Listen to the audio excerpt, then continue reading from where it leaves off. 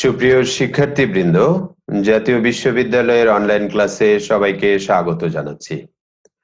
করোনাকালীন শিক্ষা কার্যক্রম চলমান রাখার স্বার্থে জাতীয় বিশ্ববিদ্যালয়ের এই মহতী উদ্যোগের আমি সাধুবাদ জানাচ্ছি এবং এই অনলাইন কার্যক্রমে যুক্ত হতে পেরে আমি অত্যন্ত আনন্দিত। তোমাদের সবাইকে স্বাস্থ্যবিধি মেনে চলার আহ্বান জানাচ্ছি। আজকের আলোচনায় আমরা বাংলা সম্মান দ্বিতীয় বর্ষের 22101 কোর্স কোডের বাংলা সাহিত্যের ইতিহাস 1 কোর্সের বাংলা সাহিত্যের অন্ধকার যুগ নিয়ে আলোচনা করব।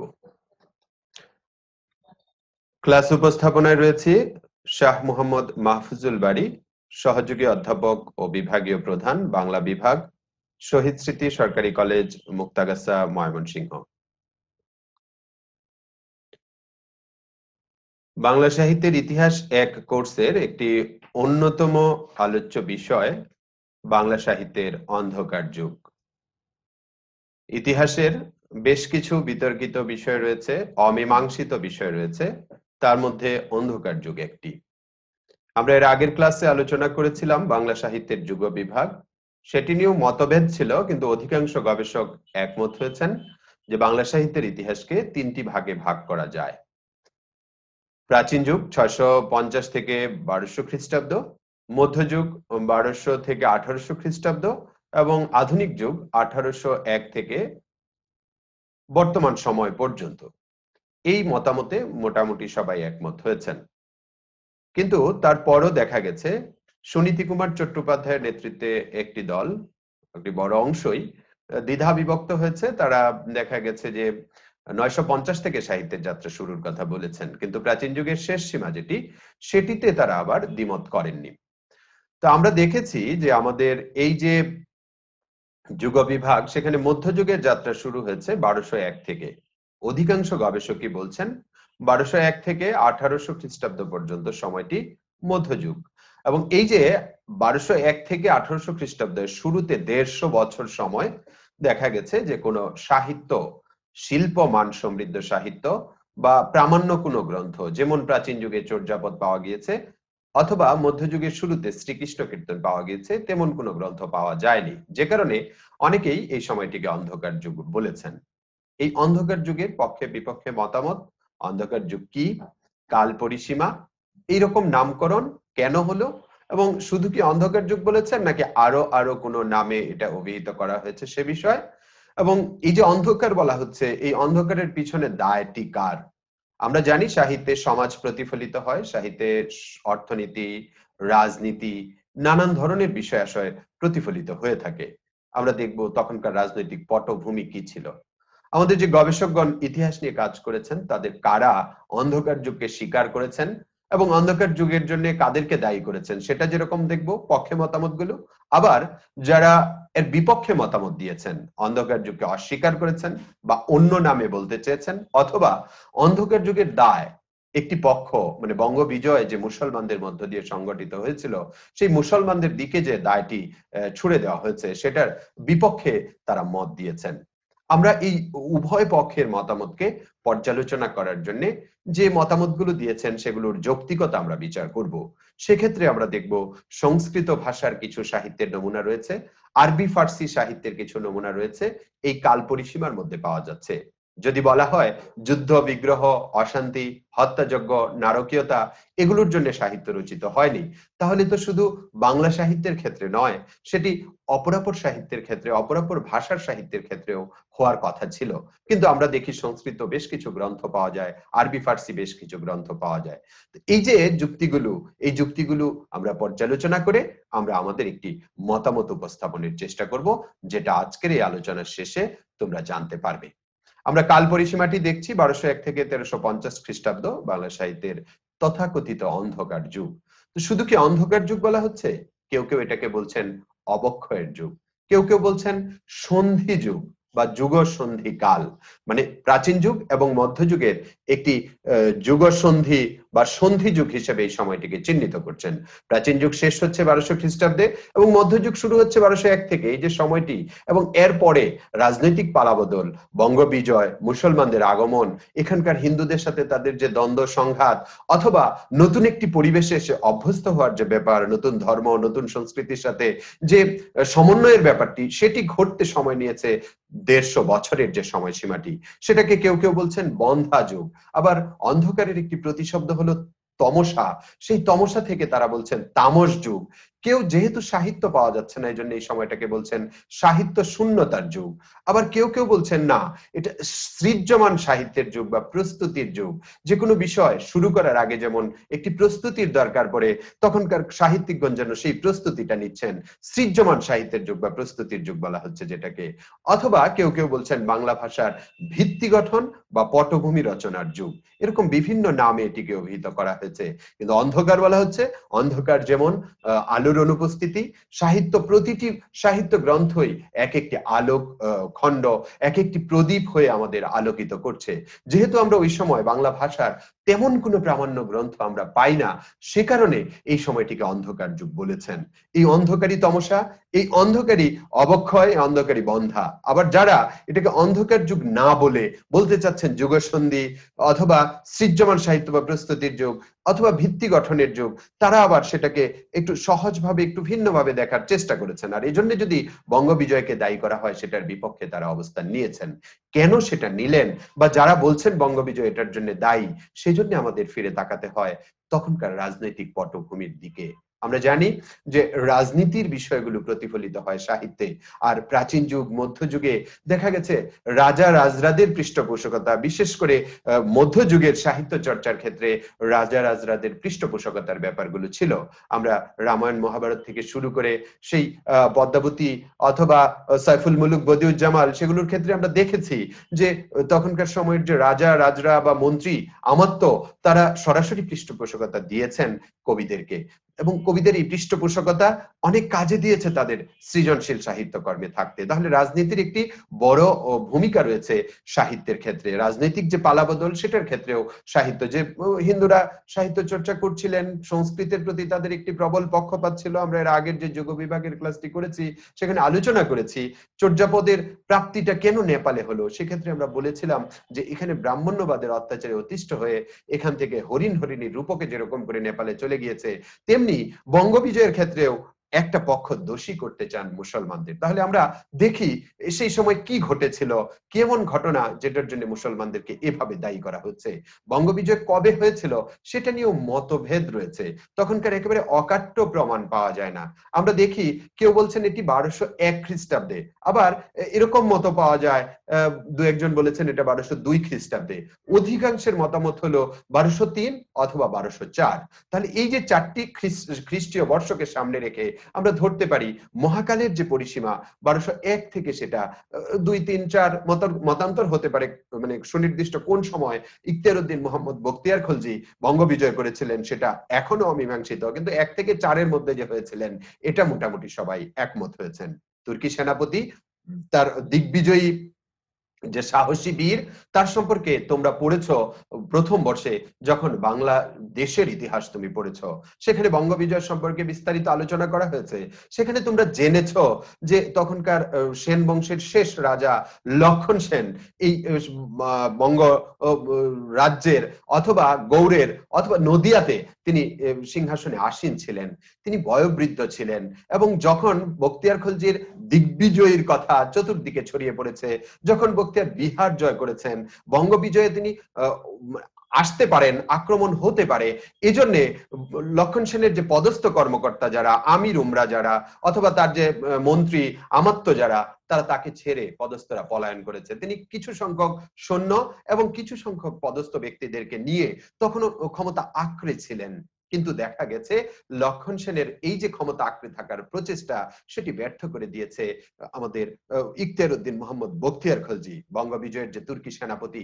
তিনি মাত্র 17 জন অশ্বারোহী নিয়ে অতর্কিতে আক্রমণ করেছেন নদিয়া। তোমরা বঙ্গবিজয়ের ইতিহাসে পড়েছ, তখন ছদ্মবেশ ধারণ করতেন তারা। তারা এমন দেখাতেন যে ঘোড়া বিক্রয় করার জন্য এসেছে, যে অল্প অল্প মানুষ ঘোড়া বিক্রয় করার জন্য এসেছে। তো ওইরকম 17 জন অশ্বারোহী ঘোড়া বিক্রির ছল ধরে তারা বন জঙ্গল দিয়ে দুর্গম পাহাড়ি পথ দিয়ে এসে প্রবেশ করেছে নদিয়াতে এবং হঠাৎ করে আক্রমণ করেছে। লক্ষণ সেনের সৈন্য সামন্তরা আগে থেকেই ভীত বিহ্বল ছিল। বখতিয়ার খলজির যে মানে দিগ্বিজয়ী যে অবস্থাটি, তার যে বীরত্ব, আমরা জানি তার শারীরিক যে গঠন, তখনকার যে তরবারির যে যুদ্ধ, সেই সময় তরবারির যুদ্ধে তার হাতটি যদি হাঁটু পর্যন্ত লম্বা হয়, মানে একজন সৈনিকের বা সেনাপতির, তখন সেটা কত বেশি মানে মানে কি বলবো, সমর্থনযোগ্য বা সহজ হতে পারে, সহজলভ্য হতে পারে, মানে সামনের সৈন্যকে পরাজিত করা, সেটা আমরা অনুমান করতে পারি। আমাদের হাতটি তো হাঁটু পর্যন্ত যায় না। অজানুলম্বিত যে হস্তের অধিকারী যে বখতিয়ার খলজি, সেই বখতিয়ার খলজি মাত্র 17 জন অশ্বারোহী নদিয়ার আক্রমণ করেন। সেই সময় লক্ষণ সেন, জানা হয় এরকম কথা আছে এমন ইতিহাসে, যে তিনি দুপুরের খাবার খাচ্ছিলেন। কিন্তু এই অতর্কিত আক্রমণে তার সৈন্যরা কেউ প্রতিরোধের চেষ্টা করেনি এবং বিনা রক্তপাতে সেই যুদ্ধে বখতিয়ার খলজি জয়ী হয়েছেন, বঙ্গবিজয় সংগঠিত হয়েছে। লক্ষণ সেন উপায়ন্তর না দেখে খিড়কি দরজা দিয়ে দুপুরের খাবার ফেলে তিনি পালিয়েছিলেন, এরকমের একটি কথা জানা যায়। বখতিয়ার খলজি তখন সেই যে দিগ্বিজয়ী অবস্থাটি, সেটা কিন্তু শেষ হয়নি। তিনি কামরূপ অভিমুখে, যেটা আমাদের বর্তমান সিলেট বা সিলেটের পার্শ্ববর্তী, সেই কামরূপ অভিমুখে যাত্রা করেছেন, তিব্বত জয়ের চেষ্টা করেছেন, কিন্তু এক্ষেত্রে তিনি সফল হতে পারেননি। তিনি ব্যর্থ হয়ে ফিরে এসেছেন, আহত হয়ে ফিরে এসেছেন এবং একসময় দেখা গেছে তার মৃত্যু হয়েছে। এবং বখতিয়ার খলজির মৃত্যুর পরে আমরা জানি যে দিল্লির আশীর্বাদ নিয়ে বখতিয়ার খলজি বঙ্গবিজয় সংগঠিত করতে পেরেছিলেন। সেন বংশকে পরাজিত করে তিনি বঙ্গবিজয় সফল হয়েছেন। দেখা গেছে তার এই যে আকস্মিক মৃত্যু বা তার এই অকাল মৃত্যু, মসনদের উত্তরাধিকার নির্ণয়ে যুদ্ধ বিগ্রহ সৃষ্টি হয়েছে। বখতিয়ার খলজি, খলজি বংশ, তাদের নিজেদের মধ্যেই লড়াই হয়েছে এবং এই যে যুদ্ধ শুরু হয়েছে হঠাৎ করে সেই 1906 এর দিকেই, 7 এর দিকেই, 6 সম্ভবত মারা গেছেন বখতিয়ার খলজি, তারপরেই তাদের মধ্যে যুদ্ধ শুরু হয়েছে কে সিংহাসনে আসীন হবে। এবং এই যে যুদ্ধ, এই যে অস্থিরতা, এটা স্বাভাবিক জীবনযাপনকে ব্যাহত করেছে, এটা সত্য। আমরা দেখি তার সময়ের যে কাল পরিক্রমা, সেখানে সুলতান গিয়াসউদ্দিন, উল্লেখযোগ্য যারা, আমি সবার নাম লিখিনি, উল্লেখযোগ্যদের মধ্যে রয়েছেন সুলতান গিয়াসউদ্দিন ইউস খলজি, যিনি 1213 থেকে 1227 খ্রিস্টাব্দ পর্যন্ত সিংহাসনে ছিলেন। তারপরে যিনি রাজধানী দেবকোট থেকে গৌর লক্ষণাবতীতে স্থানান্তর করেছেন। এটা আমরা দেখি যে রাজধানী স্থানান্তরের ব্যাপারগুলো সেই সময় ঘন ঘন ঘটেছে। তখন যে ক্ষমতা এসেছে তার সুবিধা মতো রাজধানীকে এক জায়গা থেকে আরেক জায়গায় নিয়ে গেছে। যেটা সংগঠিত হয়েছিল দেবকোট থেকে গৌর লক্ষণাবতীতে 1220 খ্রিস্টাব্দে। আমরা দেখি প্রায় সময় এই অঞ্চলে যারা রাজা হয়েছেন, সিংহাসনে আসীন হয়েছেন, দিল্লির আনুগত্য অস্বীকার করেছেন। তারা দিল্লির আনুগত্য অস্বীকার করে বিদ্রোহ করেছেন। আবার বিদ্রোহ করলে দেখা গেছে দিল্লির বাদশাহ যিনি, তাকে বাধ্য হয়ে এই বিদ্রোহ দমনে সচেষ্ট হতে হয়েছে। যে সময়ে আমরা একটা ঘটনা দেখি, ইলতুৎমিশ দিল্লির বাদশাহ ছিলেন, তিনি তার ছেলে শাহজাদা নাসিরউদ্দিন মাহমুদকে পাঠিয়েছেন এই যে দিল্লির তখনকার যে গৌড়ের অধিপতি বা এই যে বঙ্গদেশের যে সুলতান ছিলেন গিয়াসউদ্দিন ইউস খলজি, তাকে দমন করার জন্য। এবং নাসিরউদ্দিনের কাছে গিয়াসউদ্দিনের পরাজয় হয়েছে এবং মৃত্যু হয়েছে। দেখা গেছে 1227 খ্রিস্টাব্দে মৃত্যুর পরে আমরা আরেকটা বংশকে, এরপরে 27এই না, আরো পরে আমরা দেখছি মামলুক বংশ এই খলজি বংশের পরে শাসন ক্ষমতায় আসীন হয়েছে। উল্লেখযোগ্যদের মধ্যে রয়েছে মালিক ইয়াজউদ্দিন বলবন উজবেকি, যিনি 1257 থেকে 1259 খ্রিস্টাব্দ অল্প সময় সিংহাসনে আসীন ছিলেন। সেই সময় তিনি কি করেছেন, লখনৌতে রাজধানী ছিল, লখনৌ অরক্ষিত রেখে পূর্ববঙ্গ আক্রমণ করেছেন। এতে দেখা গেছে তাজউদ্দিন অরসল খান, তিনি কি করেছেন, অরসলান খান লখনৌ দখল করে ফেলেছেন।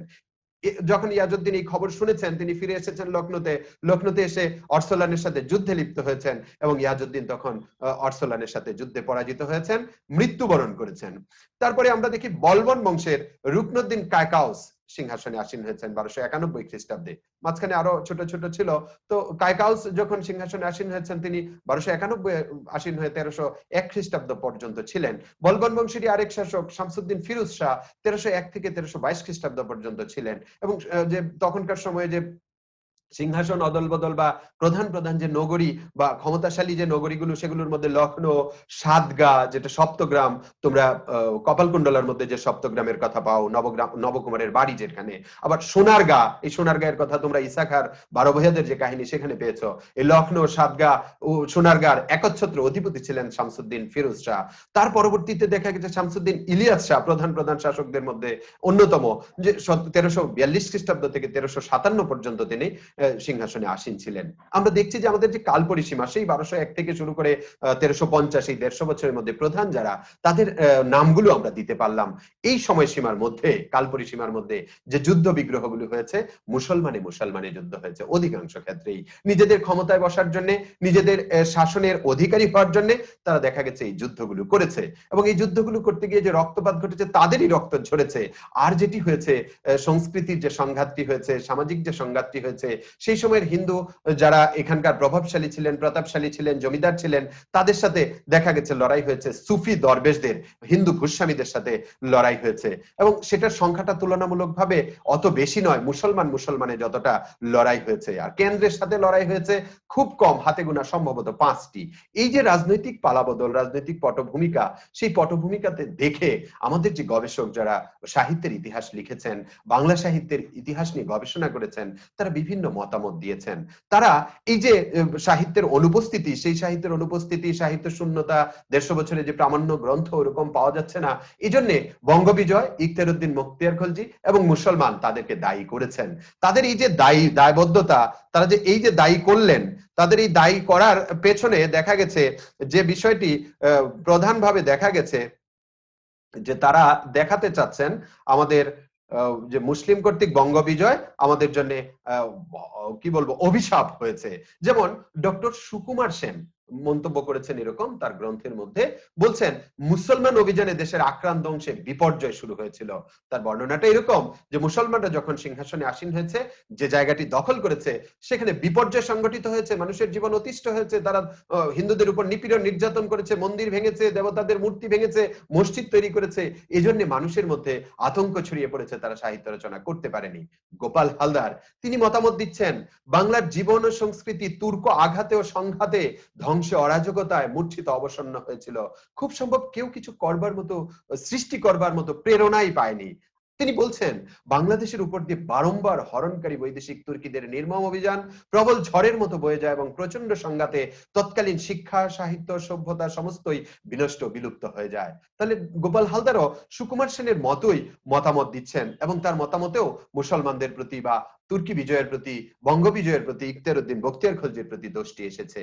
আমরা যদি এরপরে তাকাই ডক্টর অসিত কুমার বন্দ্যোপাধ্যায়ের দিকে, তিনি তার বাংলা সাহিত্যের ইতিবৃত্ত যে গ্রন্থটি, সেখানে তিনি বলছেন মুসলমানদের দায়ের কথা, মুসলমানদের এই বঙ্গ বিজয়ের কথা, যে বঙ্গ বিজয়ের কারণে মুসলমানরা তাদের রাজ্য বিস্তারের দিকেই তাদের দৃষ্টি ছিল, তাদের হিংস্রতা, তাদের বিভৎসতা, তাদের বর্বরতা সাহিত্য চর্চার মতো যে সৃজনশীল কাজ, সৌন্দর্যের যে কাজ, আনন্দের যে কাজ, সেটি করতে বাধাগ্রস্ত করেছে।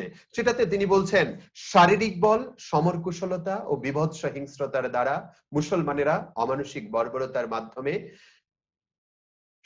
বঙ্গ সংস্কৃতির ক্ষেত্রে তামস যুগের সৃষ্টি করেছে।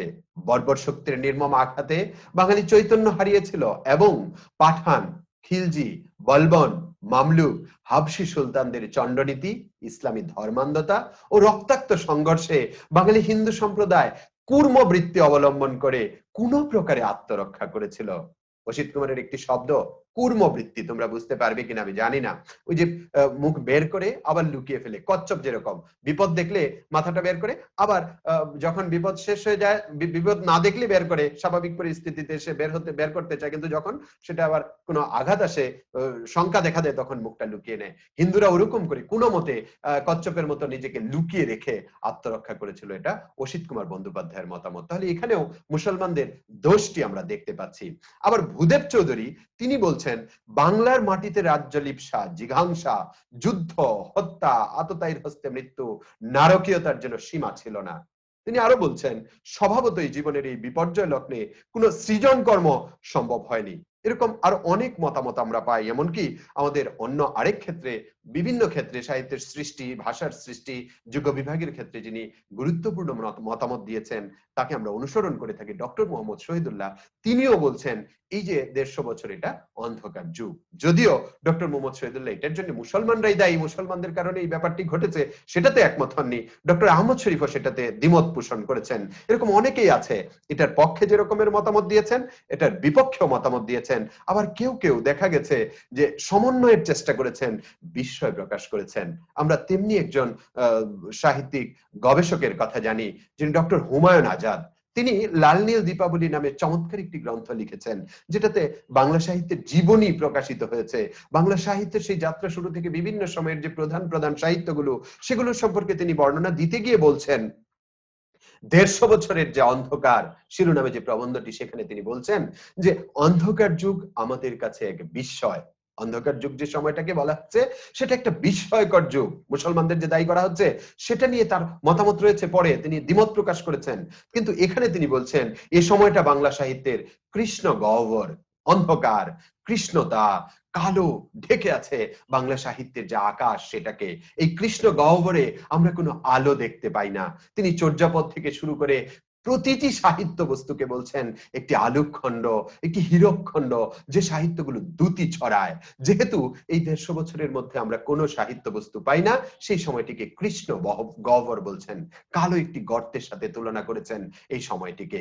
ডক্টর দীনেশচন্দ্র সেন তার বঙ্গভাষা ও সাহিত্য গ্রন্থেও মুসলমানদের এই যে বঙ্গ বিজয়, সেটাকে তিনি সমর্থন করছেন এবং মুসলিম কর্তৃক বঙ্গ বিজয়কে আমাদের সৌভাগ্য বলছেন, আশীর্বাদ বলছেন ডক্টর দীনেশচন্দ্র সেন। আমরা এর আগে দেখেছি এটা একদিকে এক ধরনের সাম্প্রদায়িক দৃষ্টিকোণ থেকে না হলেও একটা বিশেষ ধর্ম, মানে হিন্দুদের কাছ থেকে ক্ষমতা নিয়েছিল মুসলমানরা, ধরা যেতে পারে এরকম যে তাদের এক ধরনের ঈর্ষা থেকে, এক ধরনের প্রতিশোধ পরায়ণতা থেকে তারা তাদের বইগুলোতে লিখেছেন যে মুসলমানরা এই ক্ষতি করেছে। যদিও হুমায়ুন আজাদও সেটাকে বলছেন অন্ধকার যুগ, ডক্টর মোহাম্মদ শহীদুল্লাহ বলছেন অন্ধকার যুগ, কিন্তু এই যে মুসলমানদের যে দায়, সেটার ক্ষেত্রে দ্বিমত প্রকাশ করেছেন ডক্টর দীনেশচন্দ্র সেন। তিনি বঙ্গভাষা ও সাহিত্য গ্রন্থে বলছেন মুসলমান কর্তৃক বঙ্গবিজয়ী বঙ্গভাষার এই সৌভাগ্যের কারণ হইয়া দাঁড়াইয়াছিল। তাহলে সৌভাগ্য এটা কি কখনো কৃষ্ণ গহ্বরের সাথে যায়? এটা কি কখনো অন্ধকারের সাথে যায়? মুসলমান কর্তৃক বঙ্গ বিজয়, তারা যে বঙ্গ বিজয় করেছে, সেটা দেখা গেছে সৌভাগ্যের কারণ হয়েছে। মুসলমানগণ ইরান, তুরান প্রভৃতি যে স্থান হইতে আসুন না কেন, এদেশে আসিয়া সম্পূর্ণরূপে বাঙালি হইয়া পড়িলেন। দীনেশচন্দ্র সেন বলছেন যেখান থেকে আসুক, ইরান থেকে আসুক, তুরান থেকে আসুক, এখানে এসে যখন সিংহাসনে বসেছে, তখন তারা নিজেদেরকে বাঙালি করে নিয়েছে। ক্ষিতিমোহন সেন তিনি বলছেন কি, তাহারা দেশি ভাষার সমাদর তো করিয়াছেনই, সংস্কৃতেরও সমাদর করিয়াছেন। আমরা জানি তখনকার সময় লক্ষণ সেনের বা সেন বংশের রাজারা সংস্কৃতের প্রতি অধিক প্রাধান্য দিতে গিয়ে অন্য ধর্মের সব, অন্য ভাষার প্রতি তাদের বিতৃষ্ণা ছিল। তারা বলেছিল এরকম, আমরা শ্লোকটিও সামনে পাবো, যেখানে তারা বলছে যে রৌরব নরকে স্থান হবে যদি সংস্কৃতের বাইরে কেউ সাহিত্য চর্চা করে। সেই যে সংস্কৃতের প্রতি বিদ্বেষ থাকলে তাহলে তো সংস্কৃত চর্চা করার কথা, সুযোগ দেওয়ার কথা নয়। তারা দেশি ভাষার সমাদর তো করেছেই, মানে বাংলা ভাষা বা ওইরকম যে ভাষাগুলো রয়েছে, হিন্দি, আওধি, এগুলোর তো সমাদর করেছেনই, সংস্কৃতেরও সমাদর করেছেন। এদেশে আসিয়া মুসলমান রাজারা সংস্কৃত হরফে মুদ্রা ও লিপি ছাপাইয়াছেন। সংস্কৃতের প্রতি বা হিন্দুদের প্রতি তাদের যদি ঈর্ষা থাকতো, প্রতিশোধ পরায়ণতা থাকতো, রাগ থাকতো, ক্ষোভ থাকতো এই সংস্কৃতির প্রতি বা সংস্কৃতের প্রতি, তাহলে এই সংস্কৃত ভাষা দিয়ে তো মুদ্রা ছাপানোর কথা নয়। তারা মুদ্রা ছেপেছেন, লিপি ছাপিয়েছেন। অনেক সময় দেখা গেছে যে বিভিন্ন ফরমান জারি করতে হয়েছে, আদেশ জারি করতে হয়েছে। সেই তাম্রশাসন লিপির কথা আমরা দেখেছি গত ক্লাসে। সেই ফরমানগুলো দেখা গেছে, লিপিগুলো ওই সংস্কৃতে তারা করেছেন। বহু বাদশাহ হিন্দু মঠ ও মন্দিরের জন্য বহু দানপত্র দিয়েছেন। যেহেতু এই অঞ্চলে হিন্দু অধ্যুষিত অঞ্চল, হিন্দুরা আছে, হিন্দুদের ধর্মচরণ করার সুযোগ রয়েছে, যদিও তখন দলে দলে মুসলমান হচ্ছিল, ইসলাম ধর্ম গ্রহণ করছিল, তারপরেও হিন্দুদের প্রতি তাদের বিদ্বেষ যাতে না থাকে, এরকম প্রমাণও আছে। দেখা গেছে হিন্দু মঠ এবং মন্দিরের বহু দানপত্র, অনেক টাকা পয়সা সেখানে বিনিয়োগ করেছেন। কে বলছেন? ক্ষিতিমোহন সেন বলছেন। বিষয়টি বিশেষভাবে লক্ষ্য করার মতো। আমরা তারপরে পাচ্ছি ডক্টর মোহাম্মদ এনামুল হকের মতামত। তিনি বলছেন কি, সেনদের কাছ থেকে মুসলিম তুর্কিরা বাংলা দখল করলেন কূটনীতি, শৌর্যবীর্য ও জ্ঞান গরিমার শ্রেষ্ঠত্বে। এরা এরকম কোনো ব্যাপার নয় যে ঘুম থেকে উঠেই সিংহাসনে বসে গেছে, অথবা এটা এরকম কোনো ব্যাপার নয় যে ষড়যন্ত্রমূলক ভাবে সিংহাসনে আসীন হয়েছে, তাদের কূটনীতি, তাদের শৌর্য বীর্য বীরত্ব এবং তাদের যে জ্ঞান গরিমা, সেটা দিয়ে মুসলমানরা বঙ্গবিজয় ঘটিয়েছে। সেনদের কাছ থেকে মুসলিম তুর্কিরা বাংলাদেশ দখল করেছে। তখনকার দিনের নৈতিক ও রাষ্ট্রিক মাপকাঠিতে তারা কোনো অপরাধ করেননি, এনামুল হকের বক্তব্য। তখনকার সময়ে মধ্যযুগীয় যে সময়টি, জোর যার মুল্লুক তার, লাঠি যার মাটি তার, জল যার জাল যার জল তার, এরকম নীতিটা ছিল।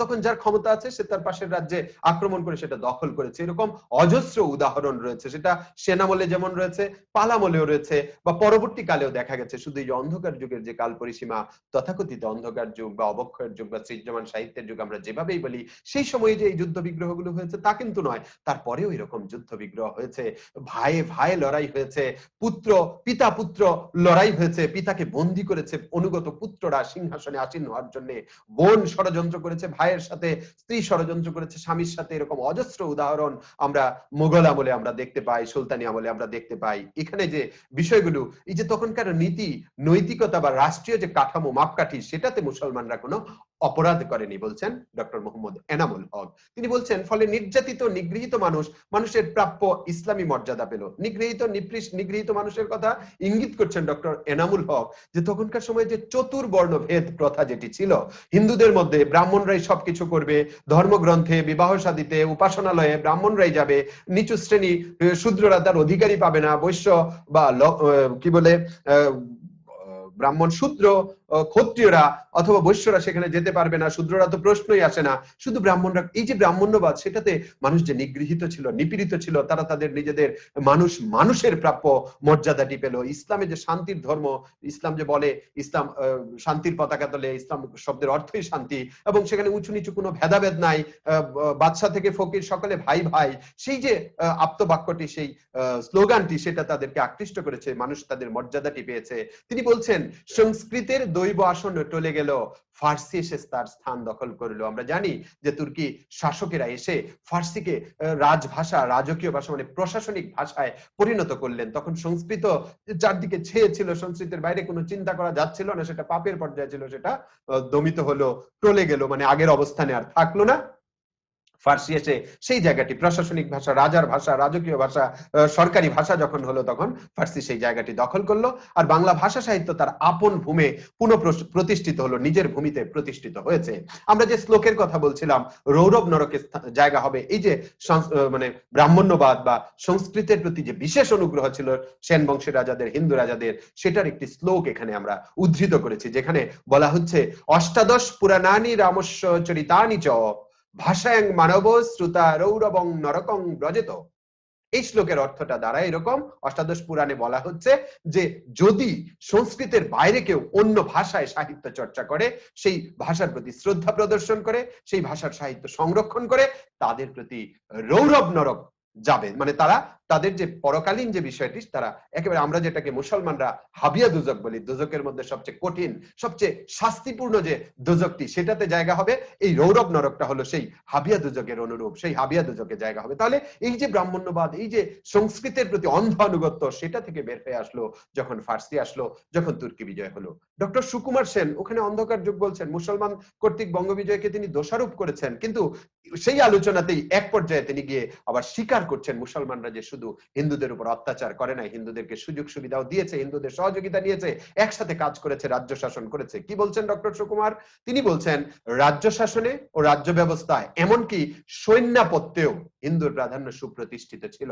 গৌড়ের সুলতানেরা মুসলমান হইলেও রাজকার্য প্রধানত হিন্দুর হাতেই ছিল।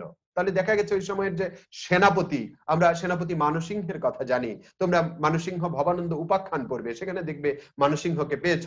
তোমরা প্রথম বর্ষে পড়েছ কপালকুণ্ডলা, সেখানে তোমরা মানসিংহকে পেয়েছ। যে যুবরাজ সেলিমের যে মামা, সেই মানসিংহের কথা, মানসিংহের প্রসঙ্গ বিভিন্ন জায়গায় রয়েছে। তোমরা বারোভূয়ার কথা পড়েছ, ঈসা খার সাথে মানসিংহের লড়াই। এই মানসিংহ তো রাজপুত, সেই রাজপুত কি হিন্দু ধর্মের, সেই হিন্দু ধর্মের সেনাপতির দায়িত্ব দিয়েছেন, মুঘল বাদশাদের সেনাপতির দায়িত্ব পালন করে। তাহলে মুসলমানরা তো দেখা গেছে, গৌড়ের সুলতানরা মুসলমানের রাজকার্য পরিচালনা হিন্দু সহায়তা নিয়েছে, এবং অনেক হিন্দু আমির উমরাদের কথা আমরা পাই। স্টুয়ার্ট, আমরা না হিন্দু না মুসলমান, আমরা বিদেশিদের যে গবেষণালব্ধ যে মতামত সেটা আমরা দেখতে পাচ্ছি। স্টুয়ার্ট নামে একজন গবেষক, তিনি বলছেন তার মতামতে, তিনি বাংলা দেশের ইতিহাস, বাংলা সাহিত্যের ইতিহাস পর্যালোচনা করে অন্ধকার যুগ সম্পর্কে, মুসলমানদের রাজ্যজয় সম্পর্কে, তাদের হিন্দুদের সাথে সম্পর্ক সম্পর্কে মতামত দিয়েছেন। তিনি বলছেন অধিকাংশ আফগানি তাদের জায়গিরগুলো ধনবান হিন্দুর হাতে ছেড়ে দিতেন। অধিকাংশ আফগানরা, আফগান সেনাপতি বা তুর্কি সেনাপতি সেই সময় যারা শাসন করেছেন, তারা অধিকাংশই দেখা গেছে মুসলমানদের যে রাজারা ছিলেন তারা তাদের যে জায়গির মানে যে জমিদারি বা একটা রাজ্যের দায়িত্ব দেখা গেছে জায়গির দিয়ে দিত, ধনবান হিন্দুর কাছে ছেড়ে দিতেন এবং জায়গির গুলোর ইজারা ধনশালী হিন্দুরা নিতেন এবং তারা ব্যবসা বাণিজ্যের সমস্ত সুবিধাটা ভোগ করতেন। তাহলে ব্যবসা বাণিজ্য জায়গির হিন্দুরা নিতেন। যদি হিন্দুদের প্রতি এই আনুগত্য মানে এই ধরনের কি বলবো প্রশ্রয় না থাকতো, আশ্রয় না থাকতো, সমন্বয় না থাকতো, মুসলমানরা যদি তাদের কথাই শুধু ভাবতো, তাহলে এটা হওয়ার কথা নয়। আমরা বিনয় ঘোষের একটি মতামত রয়েছে জায়গির সম্পর্কে। তিনি বলছেন পাঠান রাজত্বকালে জায়গিরদারেরা দেশের ভিতরে রাজস্ব আদায়ের কাজে হস্তক্ষেপ করেননি। রাজস্ব আদায়ের ক্ষেত্রে হিন্দুরা করেছে। দেশের শাসন ও শান্তি রক্ষার জন্য হিন্দুদের উপরই তাদের নির্ভর করতে হয়েছে।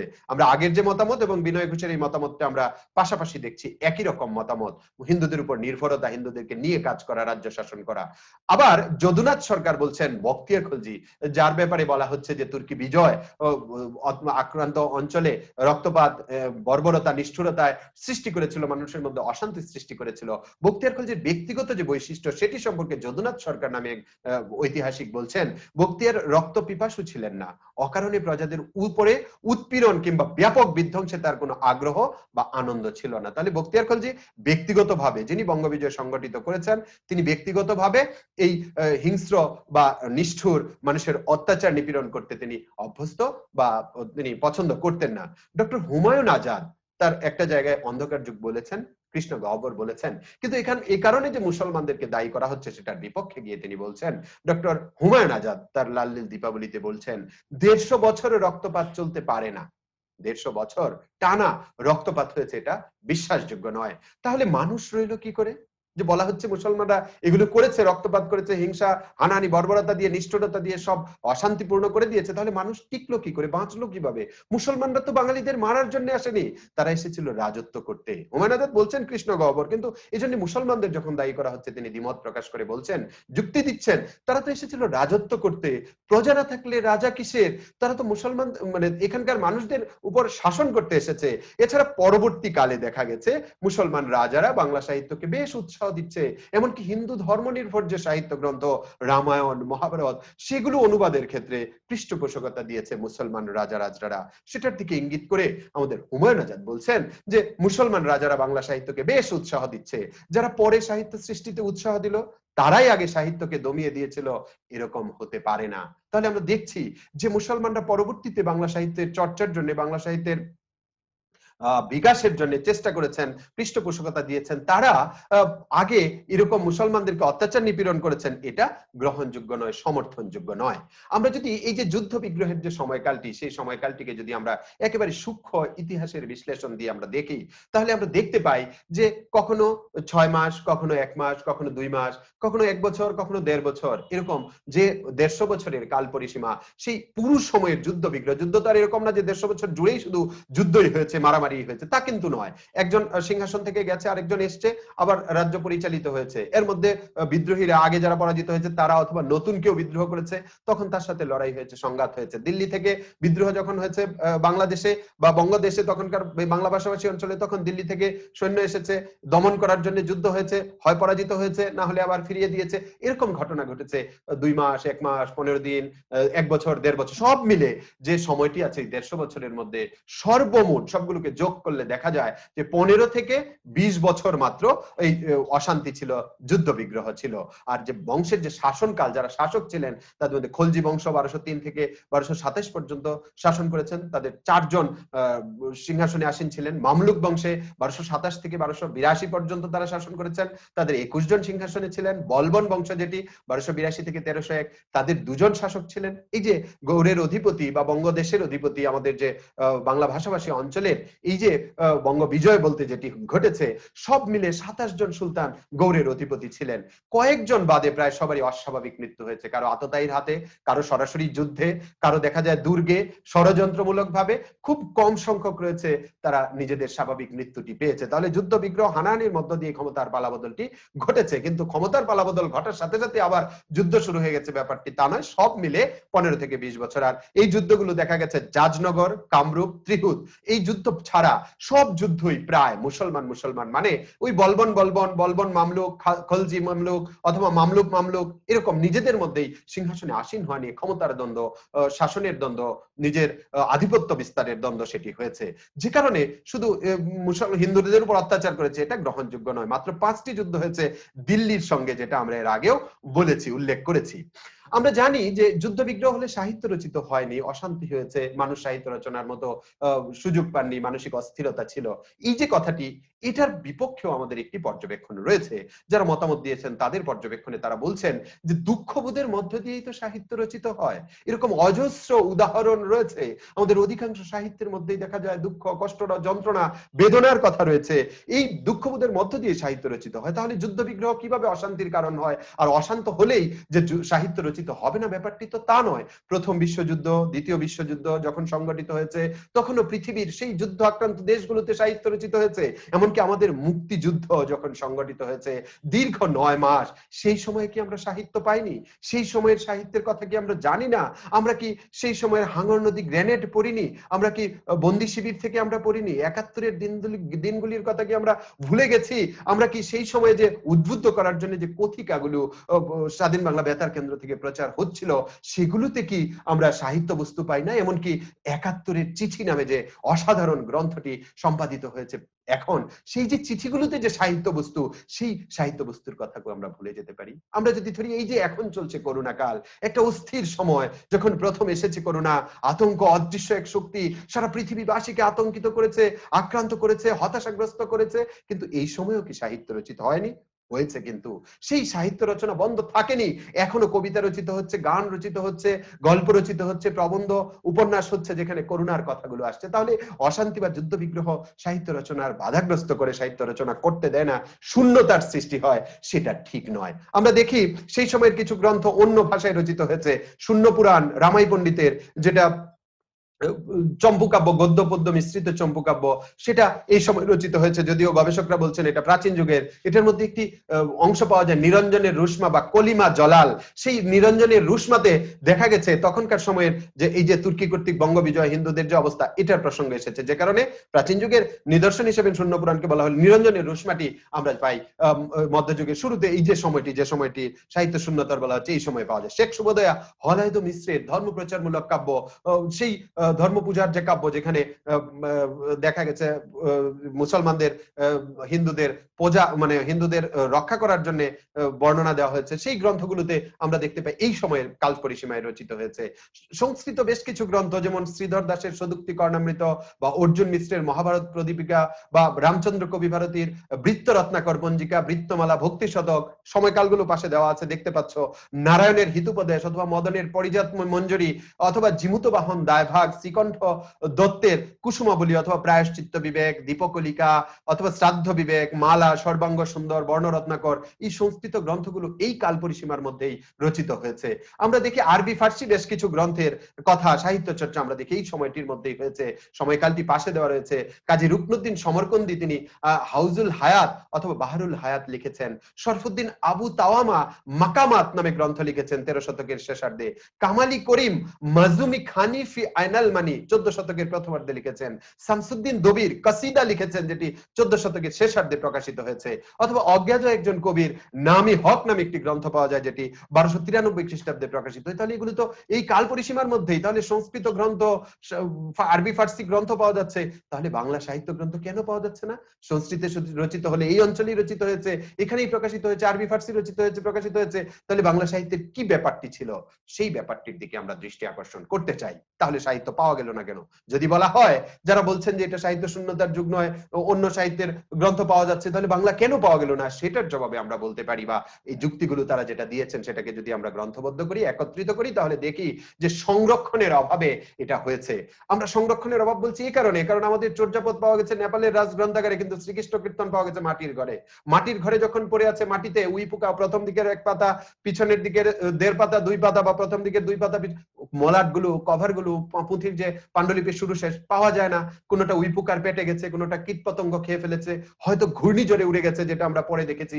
প্রাকৃতিক দুর্যোগ, এই অঞ্চলটি প্রাকৃতিক দুর্যোগে পরিপূর্ণ, এবং ওই সময়ের যে সময়কালটি, এই সময় দেখা যায় প্রাকৃতিক দুর্যোগ হয়েছে, বন্যা হয়েছে, ঘূর্ণিঝড় হয়েছে, মহামারী হয়েছে, জলোচ্ছ্বাস হয়েছে, খরা হয়েছে। এই যে বন্যার জলে হয়তো ভেসে গেছে যে সাহিত্যগুলো রচিত হয়েছে, সংরক্ষণ করা যায়নি, অথবা এমন জায়গায় পড়ে আছে মাটির নিচে পড়ে আছে, সেটা সংরক্ষিত হয়নি, ধ্বংস হয়ে গেছে, অথবা ঘূর্ণিঝড়ে উড়ে গেছে, জলোচ্ছ্বাসে জলে মিশে গেছে, এরকমের ঘটনা ঘটেছে। যথাযথ গবেষণার অভাবকে আমরা দায়ী করতে পারি, কারণ আমরা দেখি চর্যাপদ লেখা হয়েছে 650 থেকে 1200, কিন্তু পাওয়া গেছে কবে? 1907-এ। তাহলে 1907-এ যখন পাওয়া যাচ্ছে, তখন কিন্তু এটাকে আর বলা যাচ্ছে না যে সেই সময়। আমরা আজকে 1907 থেকে কত 2007 পেরিয়ে 2020-এ আমরা দাঁড়িয়ে আছি। হয়তো কালকেই কোনো গবেষক প্রমাণ করবেন যে কোনো একটি গ্রন্থ যেটি 1201 থেকে 1350-এর মধ্যে রচিত হয়েছে। চর্যাপদ যদি 1500 বছর পরে, 1000 বছর পরে পাওয়া যেতে পারে, শ্রীকৃষ্ণ কীর্তন যদি 1500 বছর, 500 বছর, 700 বছর পরে আবিষ্কৃত হতে পারে, অন্ধকার যুগের কোনো সাহিত্য হয়তো রচিত হয়েছে যেটা আমরা দেখছি না, আমরা পাচ্ছি না, সেটা হয়তো রয়েছে আমাদের কাছেই, আমাদের এমন কোনো জায়গায় রয়েছে প্রত্নতাত্ত্বিক নিদর্শনের সাথে, হয়তো আমরা পেয়েও যেতে পারি, যেটা যথাযথ গবেষণার অভাব রয়েছে। আবার প্রাকৃত জন, মানে সাধারণ মানুষ সাহিত্য চর্চা করেছেন, কিন্তু সেটা লোক সাহিত্যের যে মুখে মুখে রচিত যে সাহিত্য, সেখানেই রয়ে গেছে, সেটার কোনো লিখিত রূপই দেওয়া হয়নি, অথবা লিখিত রূপ দেওয়ার মতো প্রস্তুতি বা যোগ্যতা সেই সময় সাহিত্যিকদের হয়নি, যে কারণে পাওয়া যায়নি। তাহলে মুসলমানদের দায়ী করাটা আমরা ঠিক বলছি না। ব্রাহ্মণ্যবাদের অত্যাচারের কারণে সংস্কৃতের প্রতি যে মানুষের বিতৃষ্ণা, নির্বিবাদ যেটা ছিল, সেই সংস্কৃত প্রিয়তার বিপরীতে মুসলমানদের আনুকূল্য বাংলা ভাষার জন্য আশীর্বাদ হয়েছে।